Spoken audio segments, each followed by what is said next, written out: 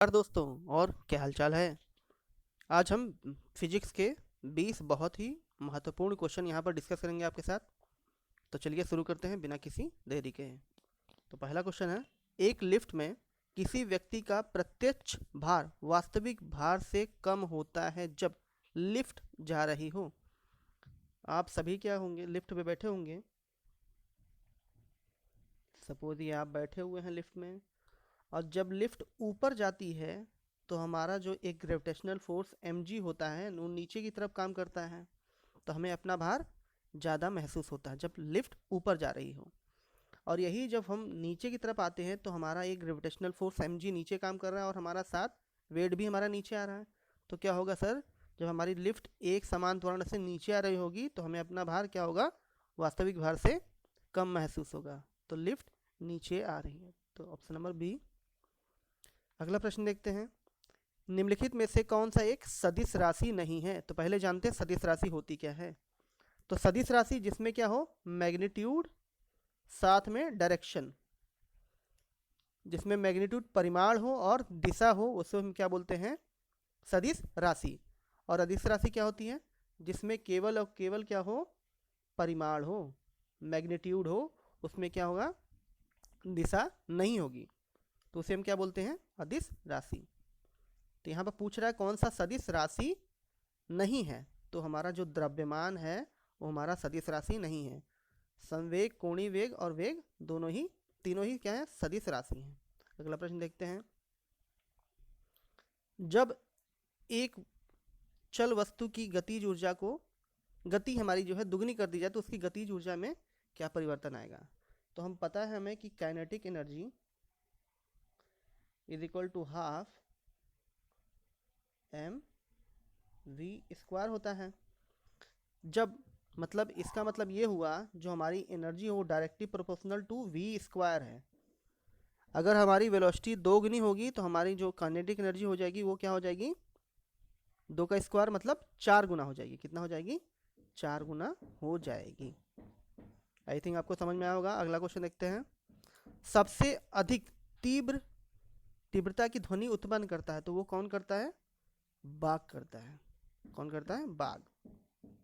अगला क्वेश्चन देखते हैं, सूर्योदय और सूर्यास्त के समय सूर्य का गोला दिखता है तो वो क्या होता है, चपटा होता है, चपटा।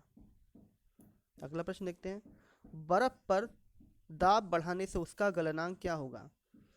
आपने देखा होगा जो कॉर्नर, जूस कॉर्नर होते हैं तो वो क्या करते हैं, बर्फ को किसी चीज़ में ढक करके रखते हैं। मतलब उस पर क्या करते हैं, एक प्रेशर अप्लाई करते हैं। तो उससे क्या होता है, बर्फ का जो गलनांक है वो क्या करता है, घट जाता है। क्या होता है, घट जाता है। बर्फ धीरे धीरे गलेगी। अगला प्रश्न है, कमरे को ठंडा किया जा सकता है, कमरे को कम ठंडा किया जाता है। एसी तो सबने देखा होगा। एसी, एसी क्या करती है, एयर को कंडेंस करती है, मतलब संपीड़ित कर देती है।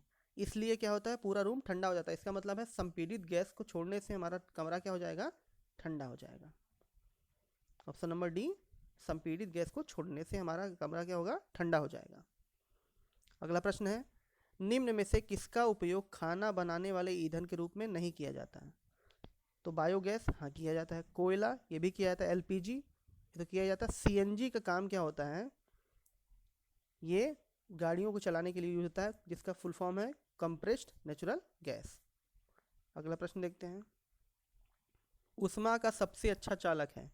चालक जो अपने अंदर से इलेक्ट्रिसिटी और हीट को पास होने दे उसे बोलते हैं चालक, इंग्लिश में बोलते हैं कंडक्टर। तो सबसे अच्छा जो चालक है वो है चांदी। क्या है, चांदी। एरोप्लेन के में जो वायरिंग की जाती है उसमें किसका मेटल कौन सा यूज होता है, चांदी का। अगला प्रश्न है, निम्न में से कौन सा एक प्रकृति में अनुचुंबकीय है। कौन सा, अनुचुंबकीय है। तो जो हमारा ऑक्सीजन है वो एक अनुचुंबकीय एलिमेंट है। अगला प्रश्न, विद्युत मोटर किस सिद्धांत के अनुसार कार्य करती है। तो वो कार्य करती है फैराडे के नियम के अनुसार। अगला प्रश्न है, कोई साइकिल सवार किसी मोड़ पे झुकता है तो वह, अच्छा, साइकिल, यहाँ से हम साइकिल लेके निकले तो हम क्या करते हैं, इधर की तरफ बेंड हो जाते हैं। क्यों बेंड होते हैं, अपना जो हमारा सेंटर ऑफ मास है उसको बैलेंस करने के लिए, हम गिरे ना इसलिए हम झुक जाते हैं। जब हम पहाड़ों पे भी चढ़ते हैं तो हम क्या करते हैं, आगे की तरफ झुक करके चढ़ते हैं कि हम बैलेंस अपना बनाए रखें। तो क्या होता है, वो अंदर की तरफ झुकता है, अंदर की ओर झुक जाता है। अगला प्रश्न देखते हैं, इंद्रधनुष किस प्रकार के स्पेक्ट्रम है। अच्छा, इंद्रधनुष, भाई इंद्रधनुष हम अपने हाथ से तो बनाएंगे नहीं।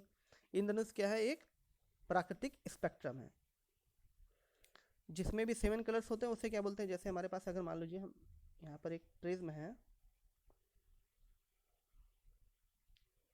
उसमें से एक वाइट लाइट हमने निकाली तो वो 7 कलर में क्या करती है, स्प्लिट हो जाती है, जिसे विबग्योर, ठीक है, बैनी या पिनाला हिंदी में बोलते हैं, उसे क्या विबग्योर में चेंज हो जाती है वो।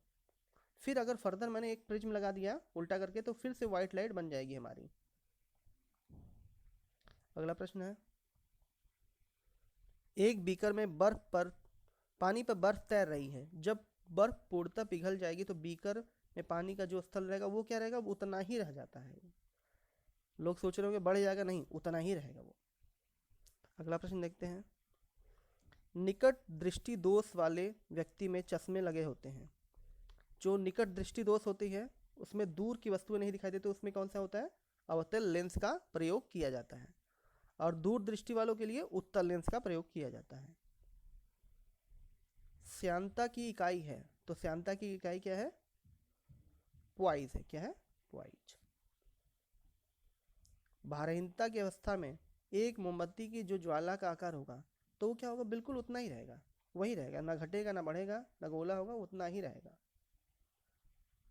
कैंडल है, अगर वहाँ पर भारहीनता आ जाए मतलब, तो जो कैंडल का वो ज्वाला है मतलब जो फ्लेम रहेगा उतने ही साइज का रहेगा वो। अगला प्रश्न है, वस्तु को गर्म करने पर उनके अणुओं में, अच्छा आपने देखा होगा यहाँ पर एक कैंडल हमने जला दिया, यहाँ पर एक सुई अगर हम लगा दें, सुई से अगर हम छुए से टच करें तो कुछ देर बाद हमारे यहाँ पर हाथों में हमें क्या होगा, फील होने लगेगा कि ये भी गर्म हो गया, जबकि हम तो गर्म यहाँ पर कर रहे थे। इसका मतलब ये हुआ, जो अणु, जो एटम्स यहाँ पर मॉलिक्यूल्स जो गर्म होते हैं वो क्या करेंगे, अपनी एनर्जी को दूसरी जगह ट्रांसफ़र करेंगे, फिर वो दूसरे को ट्रांसफ़र करेगा तो वो धीरे धीरे धीरे क्या होगा, लास्ट में एंड तक पहुँच जाएगा। तो क्या होगा, क्या भार घट जाएगा, ऊर्जा की कमी हो जाएगी, चाल बढ़ जाएगी। हाँ, क्या होगा, चाल उनका बढ़ जाएगा, जो अणुओं की चाल हो जाएगी अंदर की वो बढ़ जाएगी। अगला प्रश्न है, राडार का आविष्कार किसने किया, तो किया है रॉबर्ट वाटसन ने। अगला प्रश्न है, मानव नेत्र में होता है, तो मानव नेत्र में कैसा होता है वो, मानव का नेत्र कुछ इस साइज का होता है, तो वो एक उत्तल लेंस होता है। क्या होता है, एक उत्तल लेंस। उत्तल लेंस कॉन्वेक्स, अच्छा कौन के पहले बता, उत्तल लेंस जो बाहर की तरफ निकला होता है उसे बोलते हैं उत्तल लेंस, और जो अंदर की तरफ होता है, इस यहाँ पर क्या होती है, पॉलिशिंग की रहती है, और यहाँ पर जो बाहर की तरफ निकला होता है उसे बोलते हैं, वैसे तो ये ऐसे ऐसा रहता है, ये सॉरी फिगर हमने उसका बना दिया था दर्पण का, ये हमारा इसका हो जाएगा, इस साइज का। तो फिर से बना दे रहे हैं हम, उत्तल लेंस का बनाते हैं। उत्तल लेंस हमारा इसका होता है, इस टाइप का, ये हो गया हमारा उत्तल लेंस, और जो हमारा इस टाइप का होता है वो होता है हमारा अवतल लेंस, और उत्तल दर्पण बस आगे की तरफ निकला रहता है। तो ये समझ में आ गया। आपको ये वीडियो कैसा लगा आप ज़रूर कमेंट बॉक्स में बताइएगा। ऐसे ही हम और सीरीज निकालते रहेंगे, प्लीज़ लाइक और शेयर ज़रूर कीजिएगा। Thank you.